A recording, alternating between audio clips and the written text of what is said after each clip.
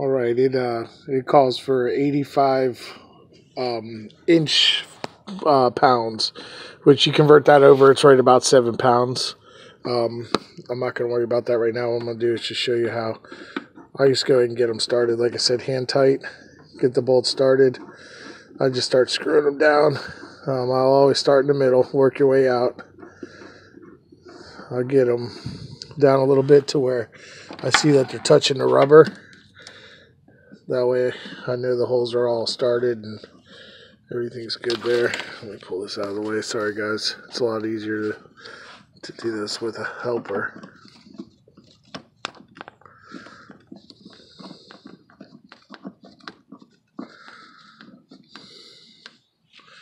Let me go ahead and let me prop this up again.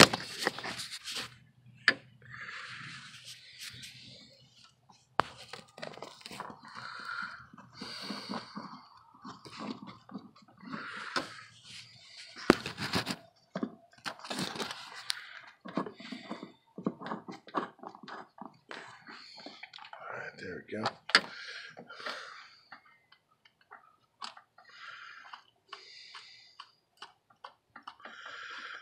What I'll do is just get it down to the rubber seal where I feel like it's stopped, hand tight.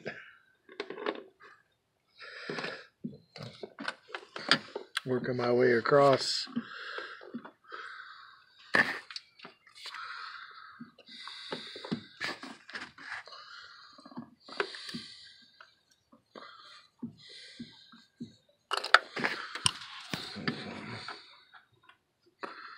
Sometimes it's good to start them just by hand. If they give you any sort of resistance, go ahead and get it started by hand. Make sure you're not cross-threading it.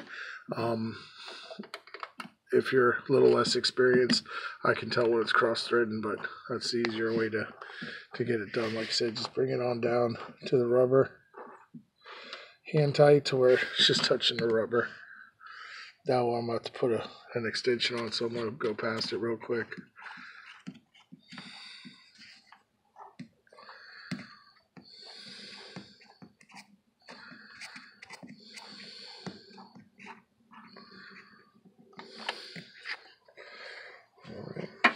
Come back over here. That one I'm going to have to do. Those two I'm going to have to grab by hand real quick. Just because clearance.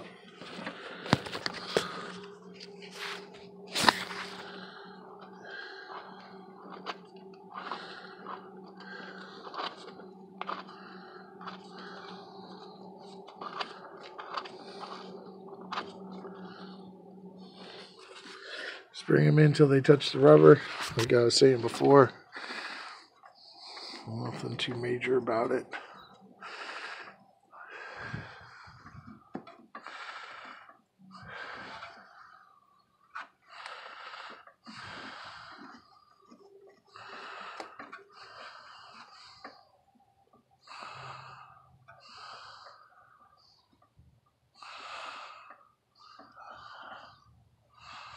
Sometimes you got to jiggle the bolts just a little bit, kind of get them to go in.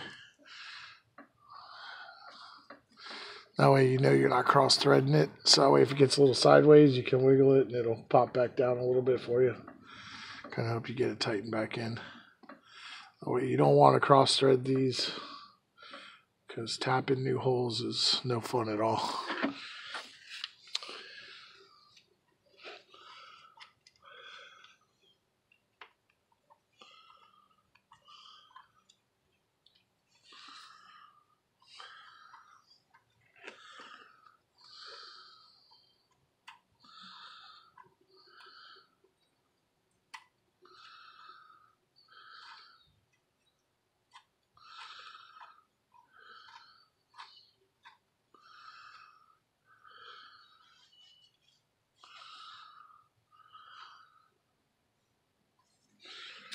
Alright, so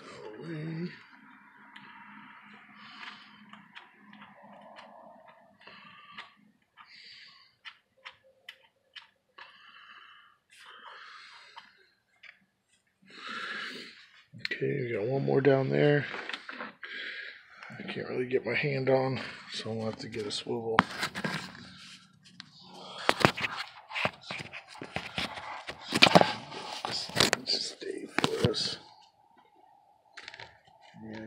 see anything. Nope.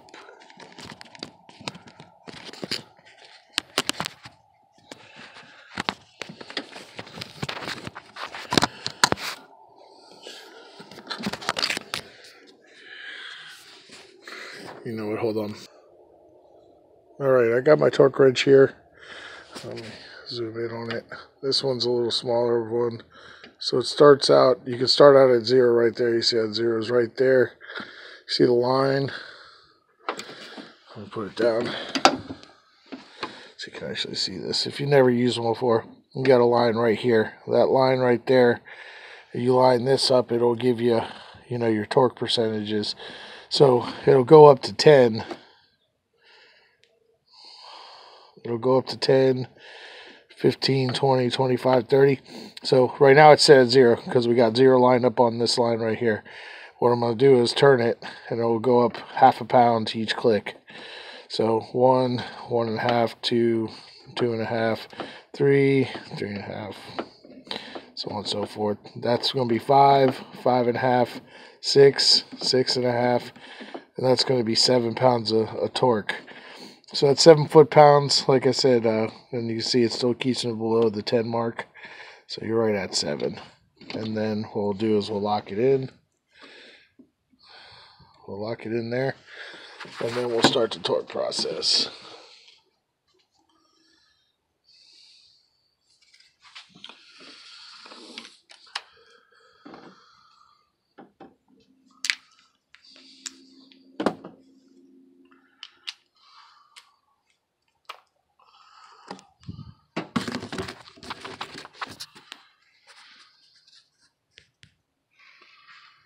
Okay, we're going to start right in the middle.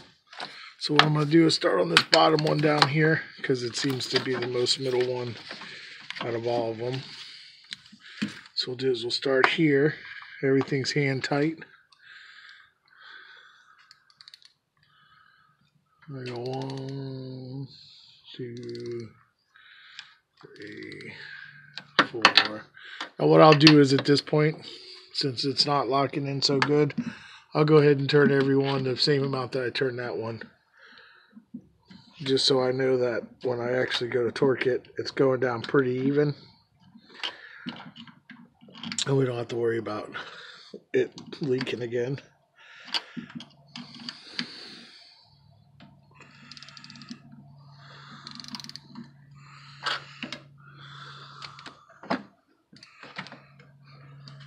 Alright, let's try to set this up.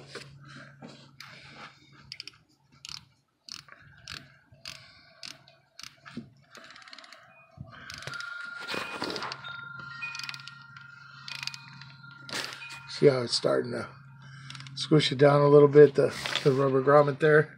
I don't want to over tighten it, but we do want it torqued to the best that we can get it torqued. What I'm going to do is go ahead and get them tightened down all about the same. That way, when I come back to torque it, you will know that it's just little turns to torque it.